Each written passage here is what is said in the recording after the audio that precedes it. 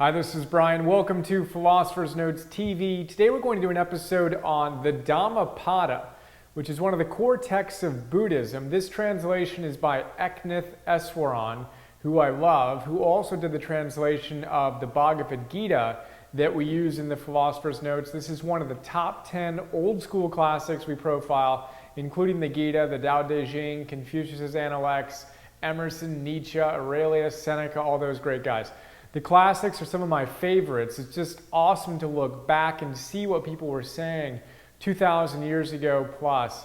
And this one was written, or the Buddha lived, I should say, in the 6th century BCE. So 6th century BC, along with around the same era as Confucius and Lao Tzu in China, which is kind of cool to think about. So the Dhammapada.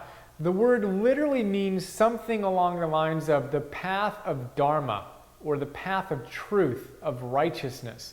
And this book is essentially really simple verses all about how we can live a life of purpose, a life of Dharma, truth, righteousness. Really cool stuff. We're going to look at a few of my favorite big ideas. First, we're going to look at just an overview of Buddhism's Four Noble Truths. So you might have heard these before. The Four Noble Truths. The first noble truth is life is full of suffering. The second noble truth is the cause of suffering is selfish desire. The third noble truth is we can get rid of, or we can alleviate ourselves from, is that a word? Alleviate ourselves from? Suffering can be relieved. That would be the easier way to describe it. Third noble truth. There is suffering, selfish desire is the cause. The third one is suffering can be relieved. The fourth noble truth is the suffering can be relieved by following the Eightfold Path, which is basically right thought, right words, right work, stuff like that. So really quickly, when I first discovered that, I'm like, what do you mean life is full of suffering? The first noble truth. I didn't want to have any of that. But the fact is, life is full of suffering. At least we have the potential to suffer when things that we love break, or they die, or relationships end, or things that we don't want to have happen. Now, what's awesome is when we recognize that simple truth, then we can see that the source of the suffering comes when we're attached to things being other than what they are. When we expect relationships to never end, or individuals to never die, that's just kind of an insane proposition.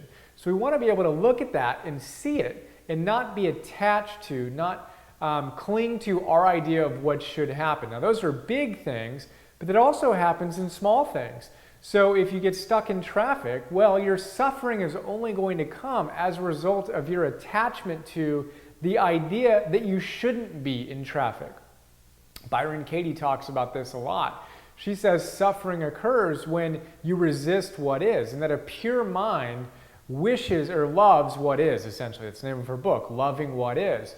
Eckhart Tolle says the same thing. He says, whenever something happens in your life, particularly something that you're not that excited about, accept it as if you wanted it to happen, as if you scripted it.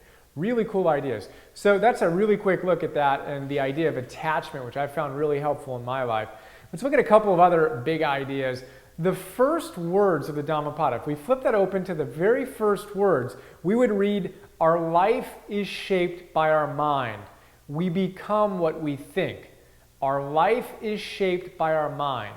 We become what we think. Those are literally the first words from the Dhammapada. And if you've watched any of these episodes, you know we talk about this a lot. Why? Because all great teachers, all great traditions talk about the importance of us being able to shape the contents of our consciousness.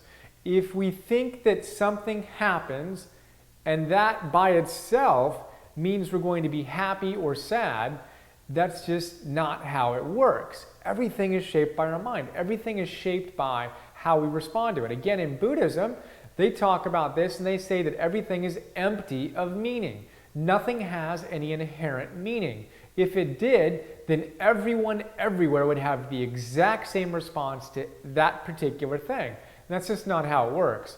Even the traffic situation, someone could be excited that they are going to be late for work, or they're going to miss an appointment they didn't want to go to anyway.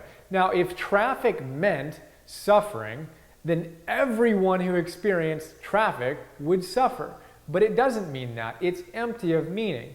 Where the meaning comes from is what we give it, the meaning we ascribe to it.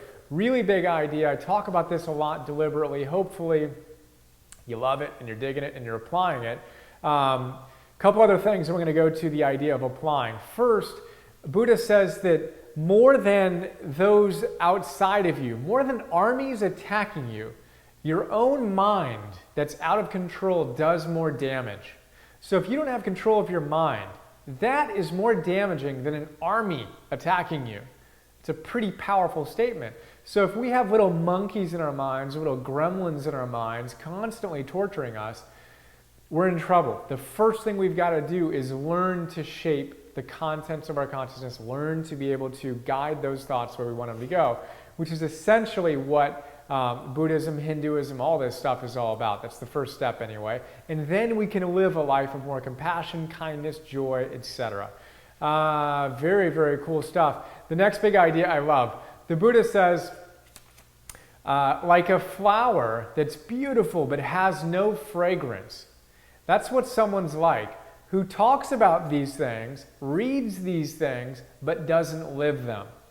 They're just the same as a flower that looks beautiful. You'd think it would be amazing. You come up to it and you smell it, and it has no scent at all. That's what someone is like who listens and talks about this stuff but never actually lives it. We don't want to be like that.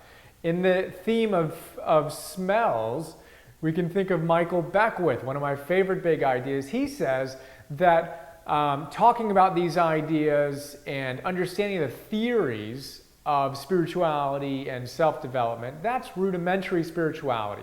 Applying them, living the ideas, that's advanced spirituality. And if you don't actually live the stuff that you know to be true, you're going to get spiritual indigestion. You're going to get spiritual farts, as I call it.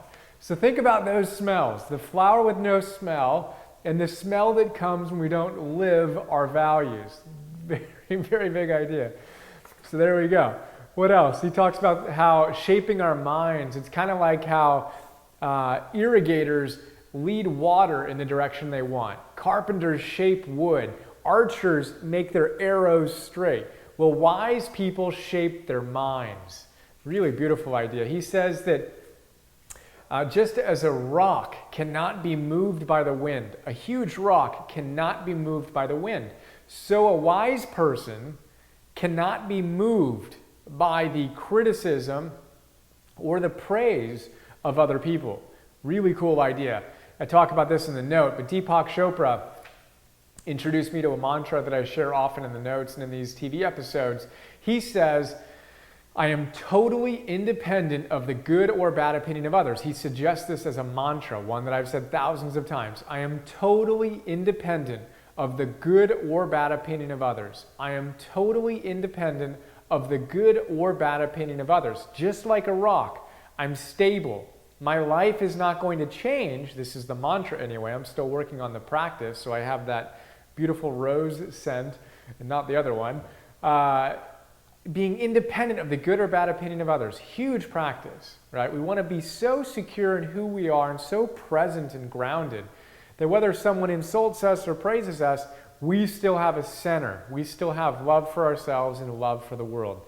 Big idea. He talks about how we get there is through self-mastery. I talk about it in the note. And the way we get to self-mastery is little by little. Buddha says, little by little, a person becomes evil, just as a water pot is filled with water. And little by little, one becomes good, as a water pot is filled with water, drop by drop by drop. Really cool image. So imagine a drop and a drop and a drop going into a pot. Eventually, that pot is going to become full. And it's either going to become full of the stuff you want it to be full of or the stuff you don't want it to be full of. The same with us. Little by little, habit by habit, act by act, thought by thought, we're going to become our highest selves or some other version of ourselves. So there you go.